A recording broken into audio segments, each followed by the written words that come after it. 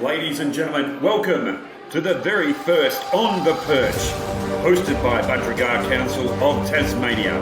Please welcome to the stage your hosts this evening, the ANBC's own past president Peter Thurn, ABC Northern Tasmania's Kim Napier, and media commentator Nic Hayes. Oh, look, it is. This is a major issue for Australians, full stop. Good evening, everybody. My name's Nic Hayes. I am very proud to be here on the very first On the Perch, but I'm more proud to be sitting next to two amazing people in Kim Napier, ABC, and Peter Thurn on the ABC show, according to Kim. It's Thurn. I've learned a lot. You can write it down. Yeah. But it's what gets read, isn't it, really? It's what gets read, exactly. No, and once I looked at it, I've gone, it's definitely Thurn. It's a Thurn, so I do apologise for that. It's a good Germanic name. Is it? Yes, it is. Oh, well. But Peter, that can't be the only time. I mean, you've got Thorn Birds. I get it. Turn. Where's Alan Baxter? Now, we are here in Tasmania, beautiful Tasmania, here at the Country Club. I know I've seen a few of you already in the gaming room. The casino's already reported a $10,000 rise in money coming through the system, so well done to everyone there. Kim, tell us a little bit about Tassie, because is there any local Tasmanians here? Where are they? Put your hands up. There they are. Oh, they've come in numbers. Good to hear. Tell us a little bit about Tassie. Oh, what isn't there to say? It's a fabulous place to live. It's 500,000 people. The north of the state obviously is the focus this evening. It has changed so much in the last 20 years. I guess you probably have heard about the Mona effect that turned Hobart around, and now that's spread to other areas of the state. So things like this, we attract other events. We're actually now having conversations about more infrastructure to cope with the sheer number of people that want to come here for their conferences. So it's a go-to place. It is a go-to place, and so many wonderful people already. And I think this is probably the one time of the year that you get a chance to hang out with your mates in Budgerigars and enjoy each other's company. I know you're ultra competitive. I know that you're very keen for a win, but it's wonderful to see. Now, Peter, since Ballarat, what's happened? What's changed? Anything been moving? I mean, we haven't had a pandemic in front of us. We've been able to get out to our birds. Yeah, thankfully we've been able to actually have shows and that sort of thing, which is, I mean, we had that the year before Ballarat, but it's nice to have that continuance and enjoy what we're all here to enjoy. So, you know, to have back-to-back nationals, even after the great effort that the South Australians put on in what's that place down? Victor Harbour. Yeah. That's spelt funny. Yeah. Is it? Yeah. Like your surname? H-A-R. You know, like my... Yes. H-A-R-B-O-R. Oh. Like... Yeah, isn't that the way it's always spelled? I don't know. Cheapest. But not really. All right. But Victor Harbour was that was a triumph for South Australia in terms of putting on that nationals, that virtual nationals, and actually keeping the job going. And I think, you know, momentum is so important, as you would know in the media. And I think that was the first step. And we had a fantastic nationals at Ballarat last year. When you look at all the people around here, you know that this one's going to be a good one as well. Well, there are no two-headed budgies, though. I can guarantee that. No, well, I thought that was for the Tasmanian judges to work out which ones are the Tasmanian budgies so that they will win. I wanted to get in first, Nick. Well, only a Tasmanian can say that. So, exactly. Can I just very quickly, I want to thank Hentley Farm for their wines. If you get a chance, go and try some of their beautiful wine. Callie's in the back here. Peter's a good example. He loves it. They're a fantastic sponsor, and buy a bottle. It's good stuff. The Beast is the one that I like.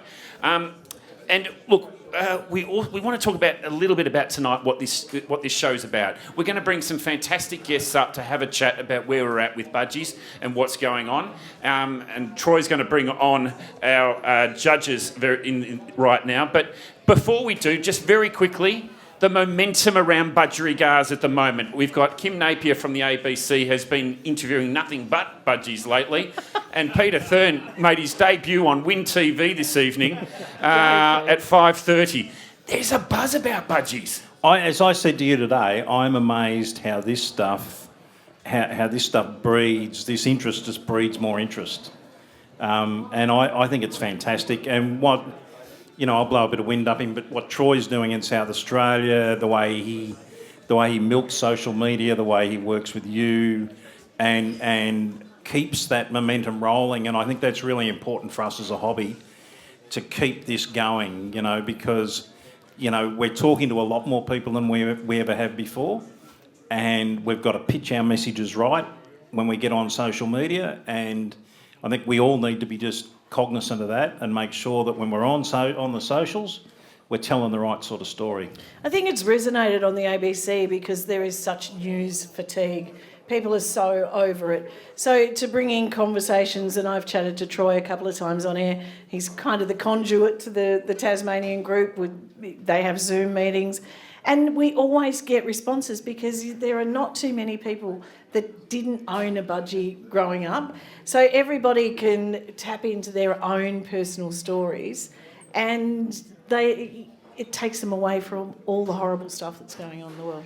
You all have a story to tell. It's not just about your budgerigar, it's the stories behind them as well, the human stories. Yeah. Peter, I want you to introduce our judges, please. Righto. So from your left. It's been a long day. No more beefs for Peter.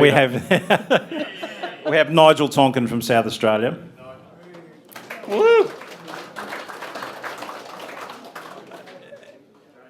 We have... No, he's not James Badger. Thanks, Tony. We have Mr. James Bader, whose birthday it is today. Happy birthday to you. Happy birthday, dear James. Happy birthday to you. Oh, he's loving it. Hip hip. Hooray! Hip hip. You are dead right, Nick. He's loving it. Loving it. He's just Loving it. There's some things he really likes, and there's some things he really hates, and you just learned about what he really hates. He's just hiding over there. Now we have another James sitting next to James Bader. He's loving it so far. He's looking really good. He's like the godfather. He's like the godfather of budgies, really. Or certainly the godfather of budgie judges. Mr. Jimmy Fletcher. And he's a Tasmanian, if you couldn't tell. I've met Jimmy. We've bonded, haven't we? Yes. He's also into, what are they? Flowers, James. Chrysanthemums. Chrysanthemums. Can you say that? Chrysanthemum. Yeah. Yeah. Them, yeah, Mother's Day flowers. Yeah, that's right. That's Tasmanian or Tasmanian? Taswegian. Whatever you like. Yeah, no, go for it. That's beyond my scope. And the dapper-looking gent on the end there is Mr. Rod Turnbull. A round of applause for our judges. Okay, James, how are you going to keep this motley crew under control for the entire weekend? You got a microphone. You got a microphone there, and dominated by men, might I say. But so lovely to see the wags here, the wives and girlfriends of budgie breeders, the carers. Loaded question, Kim. I facilitate the ANBC judges panel at best and direct traffic, and I do deal with some challenges, but not this weekend. As far as controlling this group, Jimmy Fletcher, as mentioned earlier, is the godfather of the ANBC judges. He will keep us under control well and truly. So is there anything that you're looking for in particular with budgies? And look, we're amongst company. This might fall flat. I asked Peter and Troy about it this morning. I learnt a term, and it stems from a vulgar term, but I understand that breeders of budgies look for jizz in a budgie? Jimmy, don't look shocked. I got nothing on that. Absolutely nothing. It's true. I've learned this. But Kim, had you been on the bench tonight, right, we would have penalised you or disqualified you because you had a feather that was growing in your eye. I did. This is very cheap, this feather boa. Harry Styles has got a lot to answer for. So what we'll be looking for tomorrow is really just identifying the best bird on the bench and then work our way through the class after that. So, that's what we'll be doing. Peter brought a bird in this morning to the ABC studios. It's only 6 weeks old. And even I said, that's a good-looking bird. And I haven't had a chance to look at the ones that you've got for the judging over the weekend. I look forward to that. So my next question is to Rod, and you and James are an integral part of pulling the state titles together in Victoria. How did it go? Because this media blackout blows me away. You can't look at the media for 30 days. Is that right? Social media? Yeah, that's true, and it's pretty important because some people will love to publicise what their good birds are and share them around, and it saves us as judges seeing those birds before we see them on the weekend. So, keeps them secret. We get to see the good ones surprise. Yep. And we may have seen some birds earlier in the year, but certainly the last 30 days is when people are getting ready, getting their zones selected, getting their clubs selected, and they're the ones that are going to come on the weekend. And I love social media as much as anything, and I use it purely for the birds. Yep. Oh, really? And sharing with all my budgie friends around Australia and around the world. So, I love getting on social media and sharing budgie stories with people. This is quite amazing when you think about it. We've got a judicial system there that is prejudicial if you see anything or hear anything going around. You are literally not seeing anything on social media for 30 days. How did you even remember your wife's birthday? That's a good question, Nick. It's very easy. I could remember James's birthday because it's always at the national weekend. So, and as people know, James is my partner in the birds, and I always know national weekend is his birthday, and I say nothing because I know he doesn't want it spread anywhere, and he's clearly excited by having everyone know it's his birthday. Every national will now sing happy birthday to James, which is good. Did you notice that they didn't ask us three about social media? Well, I'm easy, about because to. There's probably no point, really. no point with James. No, there is no socials. We have no social media presence at all.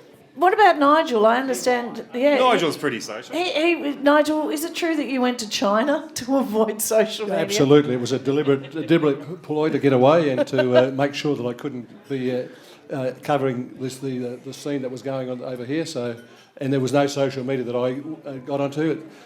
Although seeing what happens in China was a great experience, but not seeing the birds or having the capability of seeing the birds was, I guess, a bonus. So what's budgie breeding like in China? Did you we tried scope that out? to source some places over there to find, but they weren't quite where we were travelling, so we didn't actually get to see them. But yeah, it's a beautiful place though. Well, you're back here. You're in Lonnie. How excited are you for the 48th Nationals? That's good. Yeah, it's an excellent venue. The people have been very hospitable, and the organising committee have been absolutely brilliant. So no complaints whatsoever. Absolutely terrific. Yeah, they have. They've definitely made it easier. And Nick. Look, I just want to throw one last question before we do wrap up the judges. Has anyone thrown you a 50 or 100? Like, just quietly. I know. Corruption. Can I just say, I've never seen security like it. I got a permission to go up and have a look. I got through 2 burley bouncers. And then had to pass through my barcode or whatever it was. No, it wasn't really a barcode, but it's tough. You guys really do this quite seriously. There is nothing that's going to put this competition at risk of being jeopardised. I heard Jim got a couple of $500 notes, so I think he's doing well. He's doing all right? I think I saw him put it through the pokies. Is this your last one, Jimmy? I've heard that rumour myself. It's one of those whispers that goes around, and you tell someone a story and it goes round the room and it comes back and it's completely different. No, I'm a realist. I passed the inaugural testing in 1990, so that's why I'm the godfather. But I love judging, and I don't intend to give up. Maybe when I turn my toes up, I will. Well done. Now, Derek, you've got... Roy. Hey? Roy. Sorry, Roy. I just got to go and get Derek to come up and give our judges a little gift. His dad, quite an old man, has made these up. Might be the last ones we get out of him, Derek, but Derek's going to the little the judging sticks and a paddle, and we thank. And Derek has already thanked his dad for this, but thank you very much. But also there's also another birthday in the group. Ooh. Neil Love. I think I'm even going to dob him in. He's 67. Happy birthday. Happy birthday, Neil. Well done. And thank you. Let's get a round of applause for our judges. Well done. James Badger, that says, yes. You're right about how serious it is. Our ABC crew were in there doing some filming, and I went in because I needed to ask Georgia something, and whoever it was that took me up said, "Stay there." I've gone, geez. Yeah. Okay, no worries. Yeah. No, and a lot of filming was done today, but I can assure you no filming of competition birds were done. Yeah. These were just the birds that were going to be on sale at the end of the... Yeah, there's an auction, right? There's an auction, yeah, Yeah. and some big money playing around on that. Okay, it's now time to talk Hall of Fame. A Hall of Fame is someone who gets 7. There's a few of you running around. There's a few of you competing, doing it, and it's. I was amazed that you call each of those awards a Logie, like one of the Logies award winners to get there. But let's have a chat, Peter. The criteria around a Hall of Famer, someone who's getting out there. What you got to do? So 7 class wins will get you into the Hall of Fame, or 4 wins in one variety, which is, I think, it's only been done once, which is Wayne Cusack. So he's a fairly unique person in the Hall of Fame. He's had 4 wins in the black eye class. Everybody else has done their 7 across a range of varieties. Ray, we've got you on the stage. How you going? You're sitting there. You're sitting on 6. Yes. I know you're not allowed to say this out loud because you know the judges are in the room, but could it be this weekend, or are we going to wait another 12 months? I don't Be careful what you say. Yeah, it's I've got some birds in, but whether it's this weekend or next year or the year after. His cards are close to his chest there, Nick. Well, you kind of have to. You can't really say a great deal. You can't say whether he's got 5, 7, 9 chances to win. But it's sitting on 6 though. How long have you been sitting on 6 for? 2022. Right, and could this be the week? This could be the weekend. There'll be a pretty good celebration if it is. That's crazy.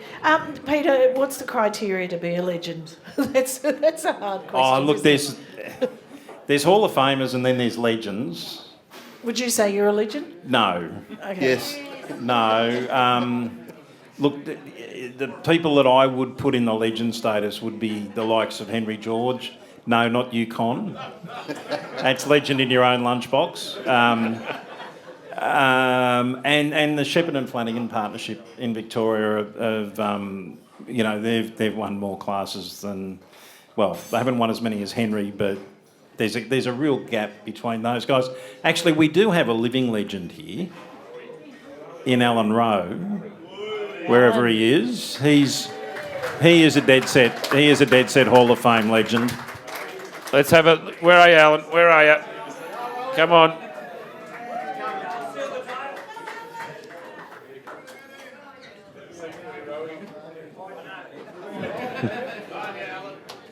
Well done. Oh, beautiful. Well done.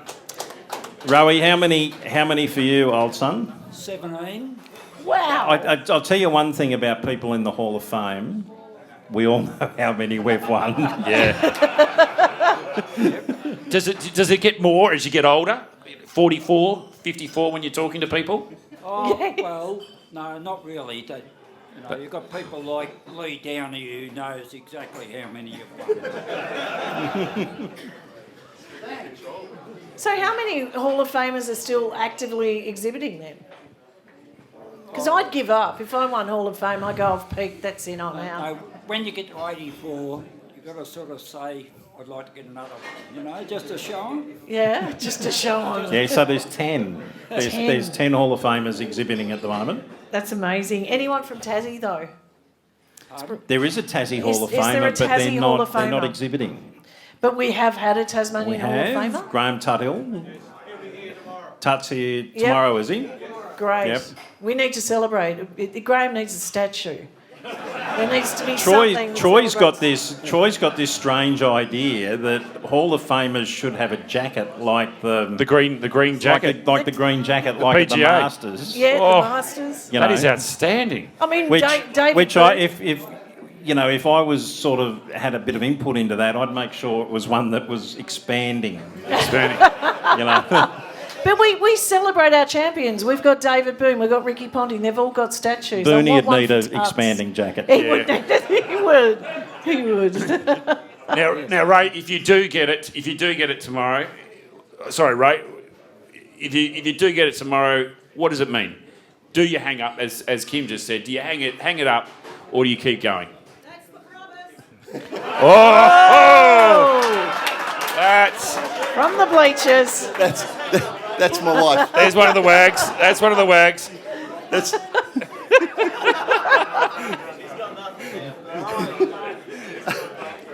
Look, I think it's just try and breed the next one. After this, once you win it, you want to win more. The first one's a real thrill, and then go on and win. And now to be sitting on 6, looking at 7, you just keep going, trying to breed the next one. I had a photo with the wags, and it was really stressing them out that the feathers from my boa were falling on the floor. They said, this is just like being at home. What do you love about breeding? I love the genetics of it. Just trying to, I breed to breed the birds that I want to breed with, and then the show winners are like a byproduct for me. Yep. That's the way I look at it. I love the genetics, working out to try and improve the birds as I go along. Well, good luck.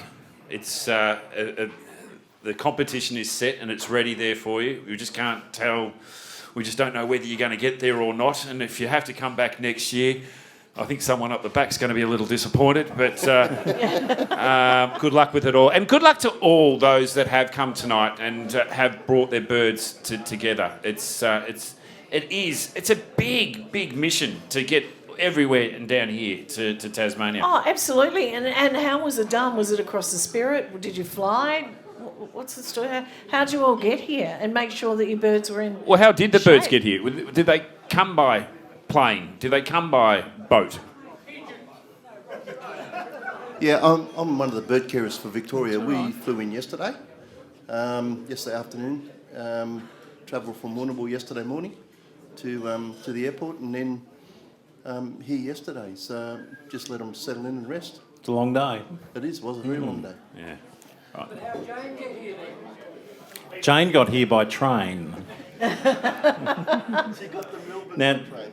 I've dragged a couple of younger blokes up here tonight.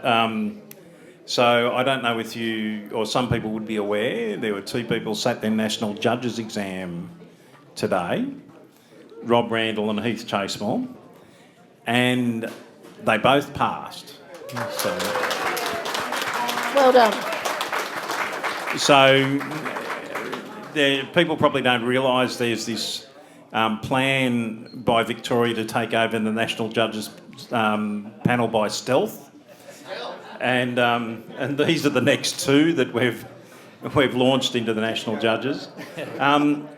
Rob, today, so your old man is a national judge. He is, yeah. He passed it last year, and I decided to sit it this year and was successful, so I'm very happy with that. And the feedback from the panel was that look at the old man. He's over there. He's anticipating it already. The feedback from the panel is that you absolutely blitzed it today, and that, you know, you're a step up from the old man. That says a lot about the genes you inherited from your mother, doesn't it? Yeah, it does. Yeah, I better give a fair bit of credit to Mum. So yeah, I think you need to give a lot of credit to Mum. Yeah, it's really good. Now, Heath, we had a couple of contrasting candidates today. We had one that was really, really cool and relaxed and in control, and then we had another one. Which one were you? I was completely a wreck. I was like James Bader up here when we sang Happy Birthday. Completely didn't want to be there, but got through. You did get through, but you were... look, I can sympathise, empathise, because I was in a very similar position. But well done today on getting through. It's a magnificent effort. It does take a lot of work, guys, to become a national judge. You've got to pass the theory, and then what happened up there today was kind of like the pressure test on MasterChef. And Heath, you described it to me earlier. Tell us about that. Yeah, I think having judged in Victoria where we have really big classes and there's a lot of people around, you sort of get to experience the pressure of doing that. But today was, for me, like I was saying to Pete, a completely isolating experience. There was myself in a room with, 2 classes of 14 birds and the 5, the assessors. I found it completely isolating. It was very unnerving. There was no noise. There was no opportunity to have a banter with people around you, which you do get to do in shield classes in Victoria. But I'm just grateful to get through. Well done, boys. Well done. Can we get a round of applause for Ray, our new judges? Well done. And just that kind of exam, Peter, to do, is it that daunting? It is damn daunting. And as James Bader said to me, the only pressure that you will experience is the pressure that you put on yourself. Right. And he's dead right, because he'd tell me that and I'd go, oh, yeah, you're full of crap, James, And I'm a bit of a sweaty person. I was just a wet wreck when I did my National Judges exam. And it was all internal pressure. It was not other people, it was just you. Fantastic. Well done to the boys to do that. Kim, it's time we met the organisers. It's time that we put a little bit of praise on them and how this has all come together. Yeah, Catherine and Roy, who I've had the pleasure of meeting prior to the official proceedings of On the Perch. This is incredibly well organised. Can I just thank you as somebody that was asked to be part of this? It was just... you've crossed every T and dotted every I. What kind of... Big round of applause. Yes. Big round of applause. It really is. Catherine, how long's it been in the planning? Well, we started about 2 years ago with the initial planning, coming and looking at the venue. And then since we've had a great little committee that's worked really hard over the last, and especially the last 6 or 8 weeks. We've met weekly. And basically it's going to end up with a lot of volunteers from Tasmania, but also from the mainland, which we are very, very appreciative of. So I'm just curious, spell it out, the things that you have to consider. Like it's one thing to say, it took me 2 years and this and this, but what are the things that we sitting here enjoying the fruits of your labour may not realise?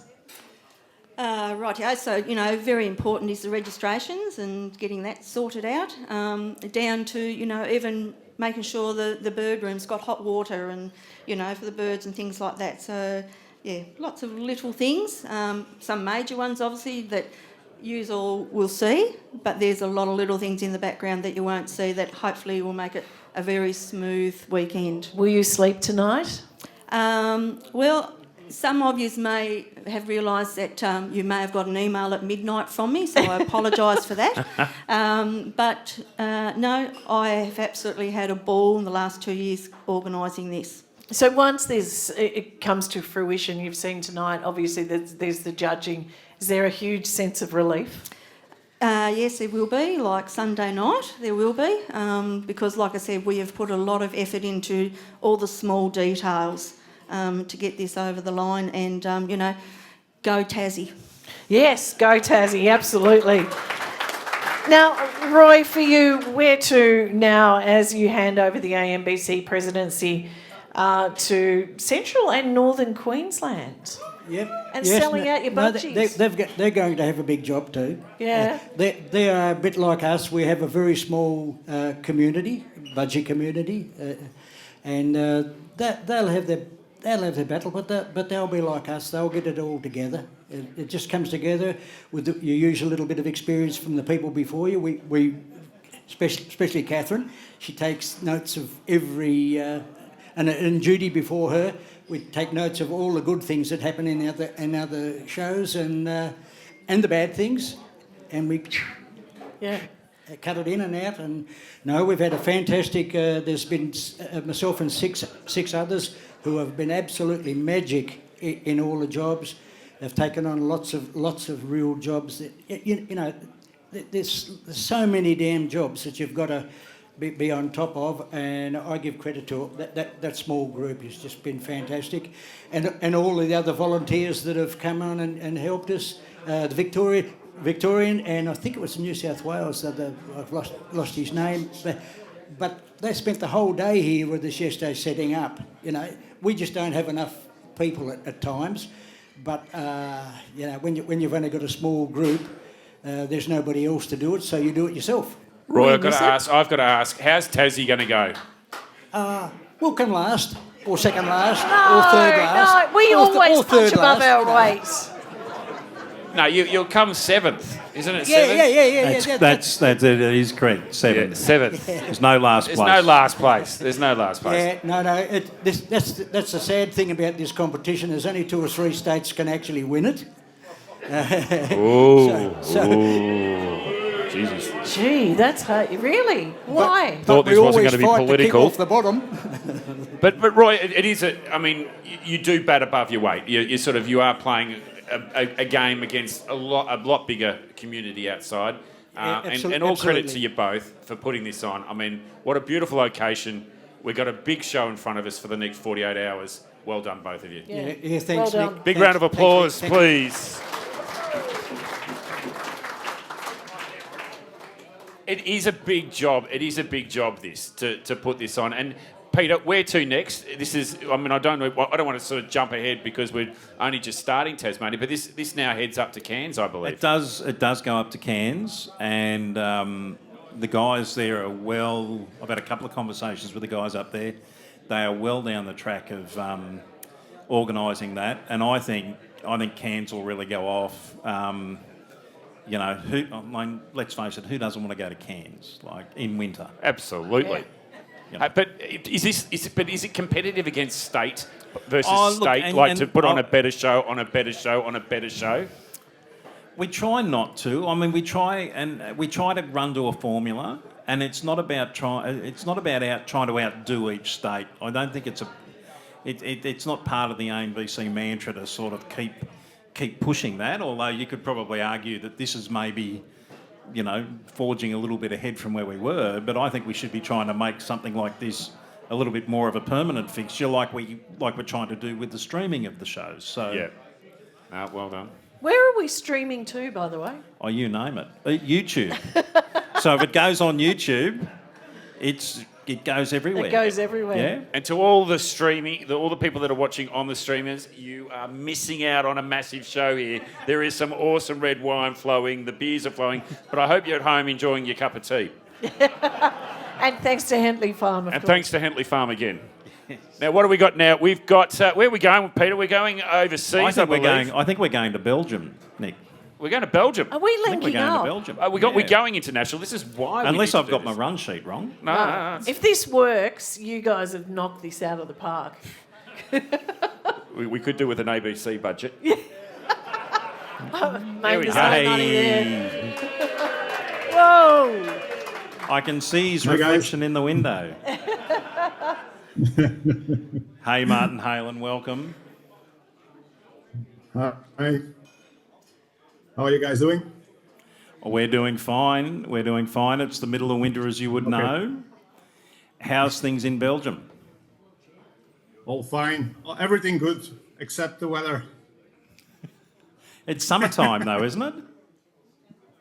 Oh, it's already the whole winter and spring. It's raining and raining, so we have floods over everywhere.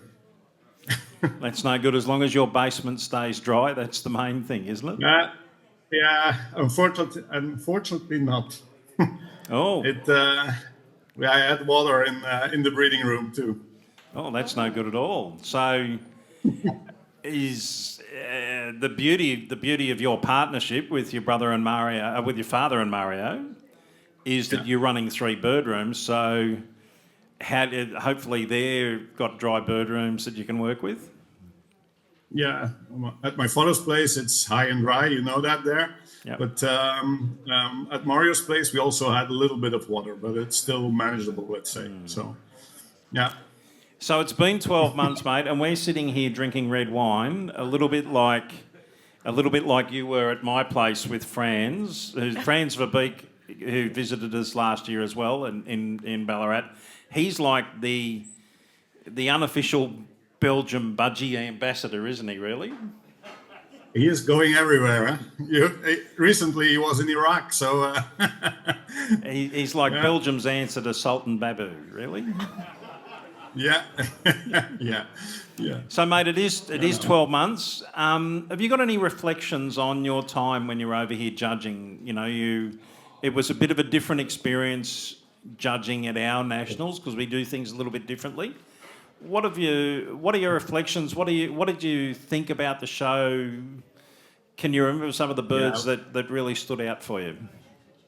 Well, I already explained when I was over last year. So in the beginning, I was quite skeptical about the format of your show, where you actually have how many classes it is? 28. 17 or how many? We have 28 all up. No, 20. Okay, you have 28 show winners. You only get to judge half of them, though. And I say, okay, why don't you judge the best in show? But at the end, I saw why you didn't do that, and I really like the setup and the way that you guys are doing it. So you have 28, more or less 28 happy winners. So that makes it very attractable for everyone, and also it makes people willing to breed those different varieties where you say like a fallow would never be able to win a show in Belgium or in Europe anywhere. So there, I do see the benefit of your system. So have you had any, when you were over here, you sort of were hinting, oh, gee, maybe we could do something like this in Europe. Have you had any more thoughts on that? Well, I've been thinking, but it is already so hard to get people travel 100 kilometers in Europe to get to a show, where I see you guys traveling a few thousand kilometers to a show, where, I am not sure if it would be a success if we try to make like a European competition, like with pre-selections where different countries can participate. That would be, for me, a dream to be able to do that. But if I see how hard it is to get people moving or get people traveling in Europe to go to a show, then I am not sure how successful that will be. And we'll need to think more about it. But still, it is on my to-do list to do that. So we had the WBO show last year, and which I had the good fortune to judge at, and you had the good fortune to win at. Tell us about that Cobalt budgie. Has he gone on? Has he bred for you? Unfortunately, he died. It was already his third year. This is when it helps, a little bit of research. Yeah, awkward. Hey, there you go. That's the kiss of, as many people in this room would know, winning a Logie, winning a big prize is sometimes just the kiss of death for a budgie, isn't it? Yeah. So how about, so when a couple of weeks later, you went to, I've got to get my memory right, you went to Holland and you won with a violet, correct? No, it was in Germany. Germany. There you go. Well, you know, I judged the Holland show, the Dutch show. I judged that one, and then I went to the German national show, and I won with a violet there. Yeah. And that bird is really doing well in the breeding cage too. So I already have like 10 or 12 chicks now from him. So he is doing really well. And of course, the family of the Cobalt still continues, because I had some offspring last year from him, and they are breeding too. So it's going well so far. And you had an amazing lacewing last year, a lacewing who kind of got a little bit buried in the show and didn't get right through to the end, but was an exceptionally good budgie. Has he gone on to do things for you? Yeah, really, he's doing well too, and it's my favorite bird.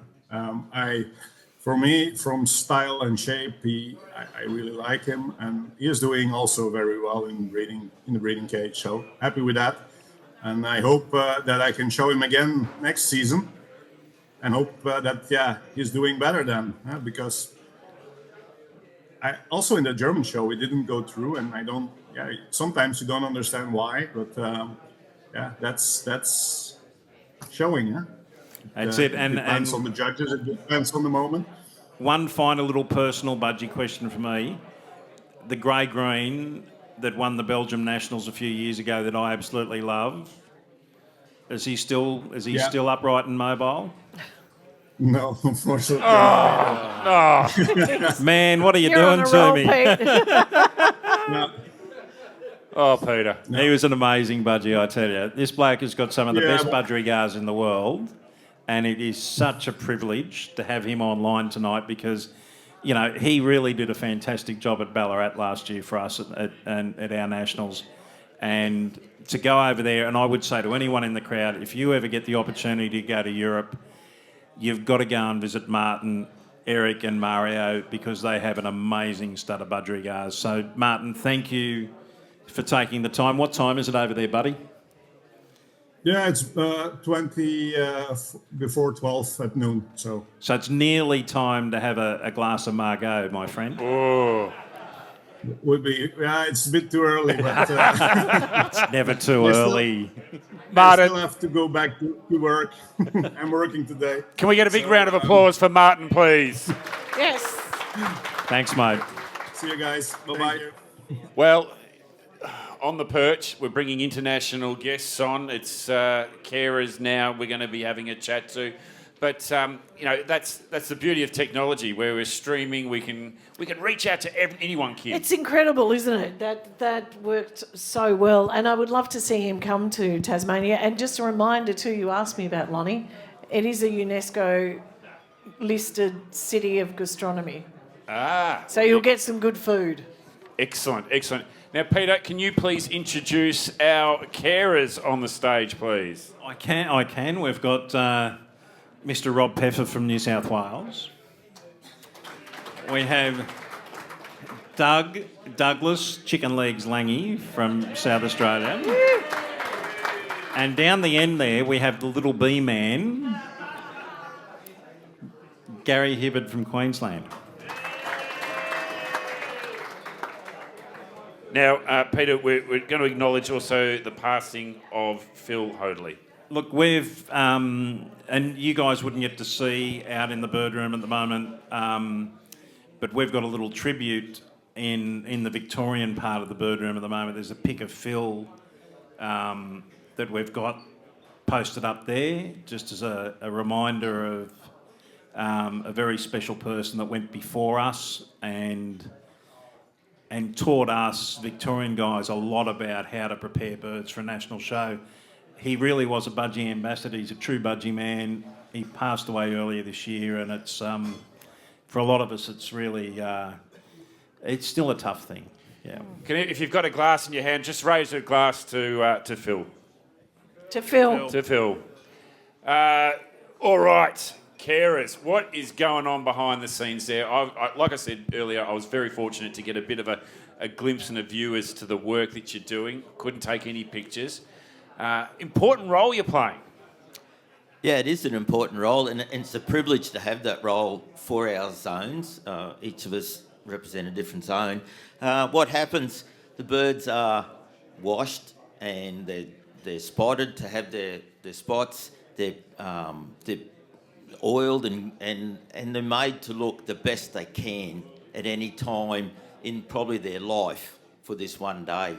And a lot of these people that we care for the birds for them, they might be their only time that they get a bird in here. So we have the real honour of looking after that bird for those people and to be the best it can on that day. Do you know whose birds you're looking after? Yes, we do. You do. So you guys know. Outside doesn't. It's a responsibility. I mean, you've literally taking the best of that they have and putting them up because they're not going to get a chance to do that themselves. Oh no, as I said before, it's a privilege and an honour to deal with. You know, they're the best birds in our zone or state, and as I say, to have that honour of preparing those birds for those people to be the best they can, and to hopefully get. They may not win, but they will get their highest position they can. And as I say, to some of those people, that might be their only time ever. But it's a privilege, yes. Now, you're also washing the birds. You're doing their nails, their beaks. You're big burly blokes. This was the last thing I was expecting. Apart from Gary, mate. Well, I just noticed Gary got the microphone, so I wanted to call him big and burly. Well, Doug's not that big and burly. Are these the Western Australians you were talking about on the radio this morning? There's some Western Australian blokes who've got a bit more scale about them than these guys. I think we probably picked some of the smaller blokes. Yeah, but you should see them out there though. They're running around in these homemade smocks. It's like basically a towel. The West Australians. Yeah, it's a towel with a hole cut out that they can poke their head through. And I mean, it's improvisation at its best, really. But they're having fun. So getting back to my question, what's it like to paint the nails and do all that? I mean, is this something you've been training for? Well, it is really. I've got a little paintbrush that I use to do their beaks and do their toes with baby oil. Right. Yeah, and it gives them a nice sheen and they look really beautiful. And washing them and cleaning them, we blow dry them. I'm coming back as a budgie. Exactly. So, but do you do these with your birds at home, or is it just for show? No, I do them with home as well. Right. I do shows as well. Yes. Do they look in the mirror extra when they're preened? Because a budgie loves a look in the mirror, right? Yeah, so do I. Yeah, it doesn't. And the reason I got nicknamed Chicken Legs was only through Peter, because I always wore shorts, but I haven't got them on at the moment. And No, because Doug had a run-in with a dog. When was that, Doug? A couple of years ago now? Yeah, And 15th of November 22. 22. He's the only person that's been attacked by the dog, and the dog decided that there wasn't enough meat on his bone, so he gave up. Now, I should point out that we've got a member of the RSPCA here today, and no animals were hurt. I think Doug was fortunately didn't have enough meat on him and didn't get attacked. Only 11 days in hospital. So, I guess I get the responsibility. I get all that. Is this something that you are given as a job, or put your hand up for, or is it thrusted upon you? No, it's not thrusted upon us. It's a volunteering job, and I love it. I've been doing it for 22 years. 22 years? Yep, and this is my last one. Last one? Yep, so anybody out there in South Australia who want to take over, they're quite welcome. I'll show them a few tricks, but I won't be there to help them out. Yep, and I've learned a few tricks from everybody. Round of applause, yeah. 22 years, that's huge. So Rob, you've got a really... New South Wales is quite a dispersed state. You know, everything from guys right up in the river country up north, down to blokes down around Junee and Leeton and those sort of places. As a carer, how is it dragging all those birds into the one spot and looking after them and getting them ready? Well, it's something that you can't really do anything about. It's just something you have to deal with, and so we do try and make their life as easy as possible and as even as you can. So if birds have come from warmer places, I'll try and keep the room warm. The birds that have come from colder places just got to cope with that a little bit. But it is a tricky thing, and I mean it comes down to which birds end up getting selected. I mean, what do you tell your mates at home when you come up to be a carer and just say, look, I'm going for a couple of days with a couple of birds? What do you tell them? It's because I was amazed by what you guys were doing in there, because you were working very, very hard to get the very best from your birds. I guess people have got to accept you as you are. It's a bit of a quirky thing, but I've been in birds for 30 years now, and it's something that you just have to tell people and say, well, yeah, I breed budgies, I look after them, and that's something I'm proud to do. Like Gary said, it's an honour. Some of the discos on the northwest coast you can't get into unless you've got a bird on your arm. So a budgie would work fine, I reckon. Yeah, we try not to take them out, really. Yeah. I'll just finish with one last question for me. What do the birds look like for this competition, for this championship? Are they looking the goods? Are they better than anything that you've seen before? Is there anyone that's caught your eye? There's always birds that you look at and you go, that's outstanding. And there's other ones that you go, that's a nice bird as well. I mean, but the birds do look pretty good this year overall. And the Victorians look like they're going to be pretty competitive again. But other zones have certainly got a lot of birds in great condition and very well looked after. It is like The Bachelorette. Yeah. Isn't it? Yeah, there is a little bit of that. There is. Yeah. Bit of fluffing around. Yeah, look, I like you, but you're a good bird, but not quite. I like how he said it's a good bird, but what he really was trying to say was, what the hell are you bringing that to show for? Yes. I think that was what he was trying to say. But too polite. Oh, you have to be very polite. Well, the fact is it's people's best birds, and even if it's not the standard of another bird, it's still something they've put a lot of work into, and so we do take it very seriously, looking after them. And you just hope, more than anything, you hope that they all make it back safe and healthy. Yeah, yes. Well done. Well done.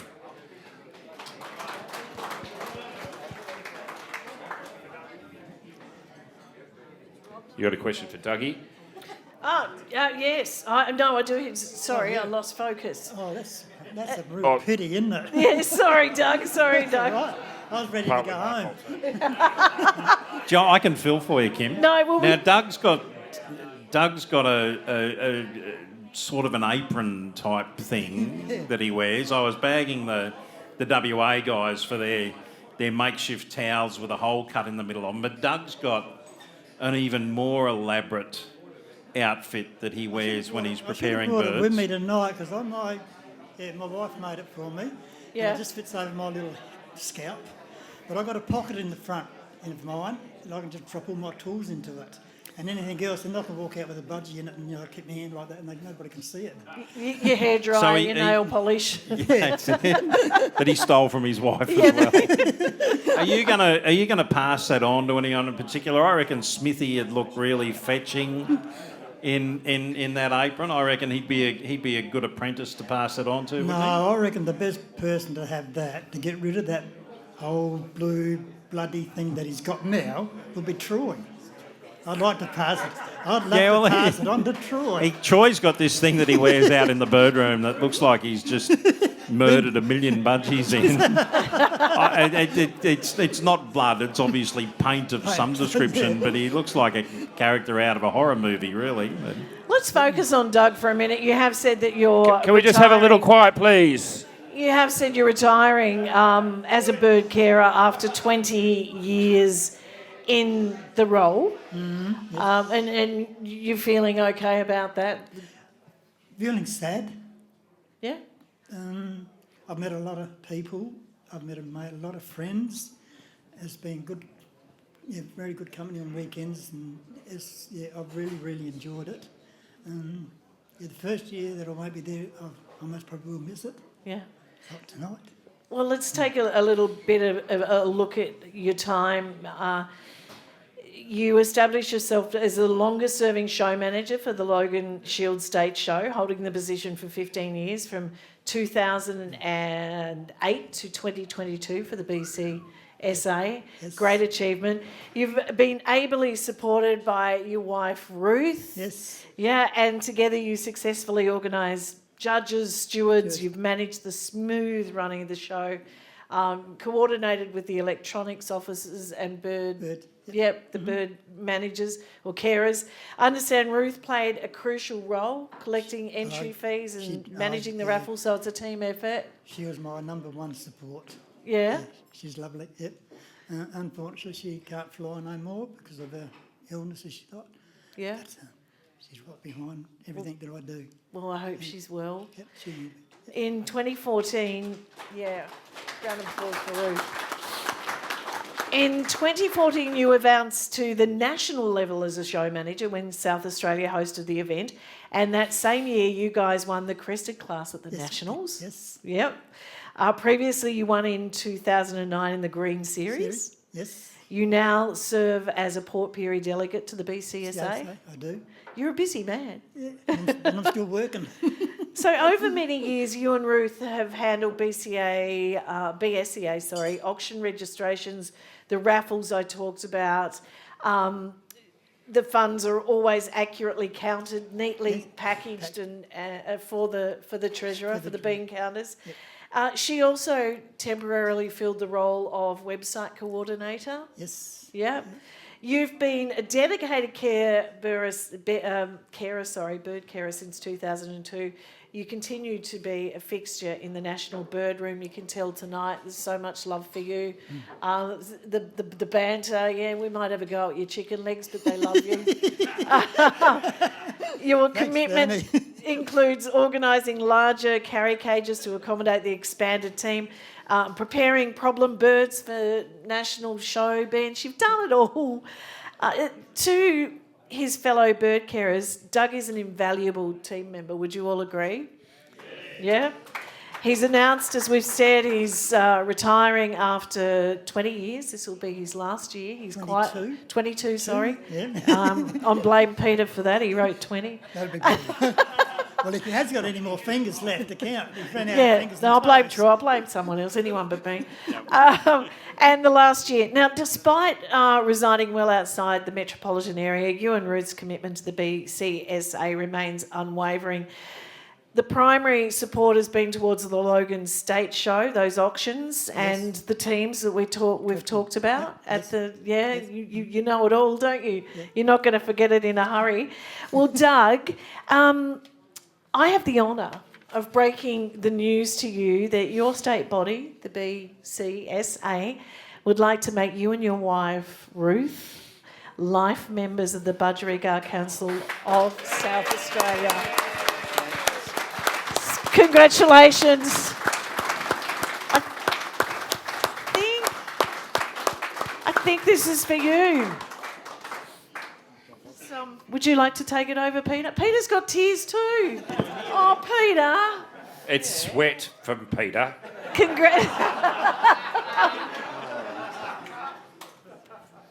Please put your hands together for an outstanding effort. Great work from Doug and Ruth. Well deserved. Bring it in. Don't choke on me, feather boa, but let's have a hug. Congratulations, mate. Well done. That's awesome. No, that's fine. You know, it's wonderful to be emotional. It obviously means so much to you. It really, really does. And I'll never forget anybody. I love you all, and I really appreciate all the help that I've had through the years that I've done this. And we have a travel of 2 hours from Maitland on the York Peninsula every time we go to Adelaide. So we've got a 2-hour drive home and a 2-hour drive back. But we wouldn't miss it. We love it. Great start to the weekend. Another round of applause. Well done. That was simply outstanding. Well done, Doug. And you can just see in Doug's face, and also, you know, people here, the true love.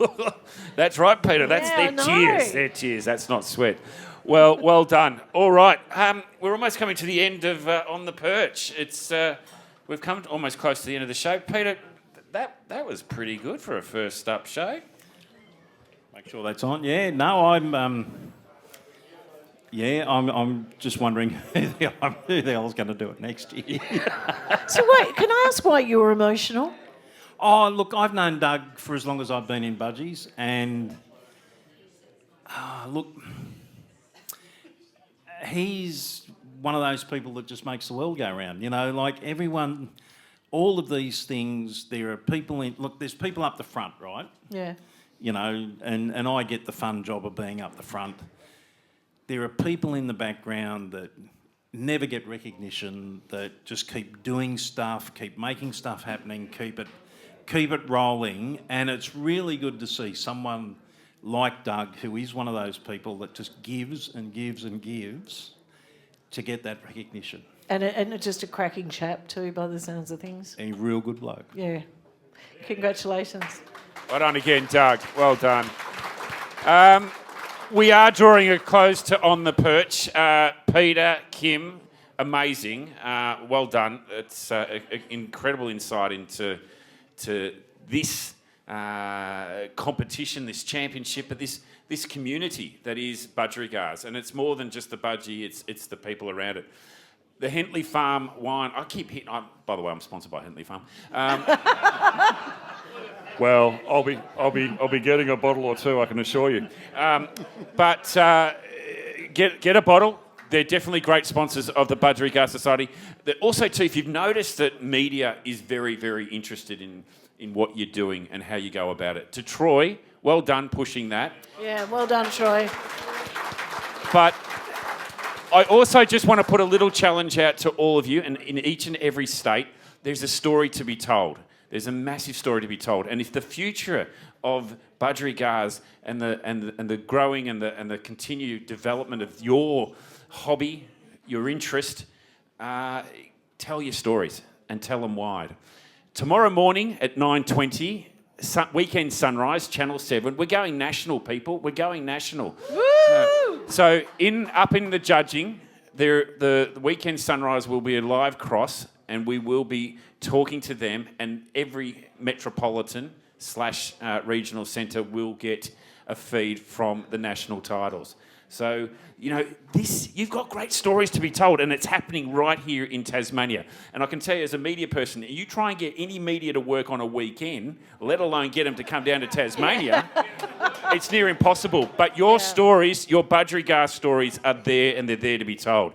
And they evoke that nostalgia. Absolutely. There's 2 million people. The first line Weekend Sunrise is going to say, 2 million Australians have budgerigars. Nick, why don't you have one? I've got 2 cats. It's not going to go down well. It's not going to go down well. Yeah, the feral things, yeah. They're not native. Yeah, all right. But look, that's what's happening. We've also got the governor coming here. You know what? Tasmania... They put on an event. They bring the governor here. Oh, she loves budgies. She loves budgies? Yeah, she loves supporting anything with budgies. Now, I've heard a few of you a bit of a motley crew. A bit of a few. You refer to the governor as Her Excellency, ma'am. And then after that, after you've had a couple of red wines, you can call her anything. No, seriously, she's a really lovely, down-to-earth lady. It Wonderful. is a big deal in Tasmania, you guys being here. So thanks for coming and thanks for sharing your stories. It's great. Yeah, and please get behind all the sponsors and the support that's there. This is what makes this show come together. On behalf of me, Kim, Peter, Thurn, Bird... Turn. You know, whatever, I'll answer anything. Go to anything. Great to see you, bit misty-eyed. Thank you for joining us on the first On the Perch. This is going to become a regular thing. I don't know who's doing it next year, but let's hope it does. And to everyone that's watching on the live stream, tomorrow, make sure that you're tuning in to Sunrise at 9:20. The more that goes up, the more people that are viewing, they'll keep coming and wanting to tell more stories. That's how it works, isn't it, Kim? It's exactly how it works. That's exactly how it works. Ladies and gentlemen, thank you very much. Cheers.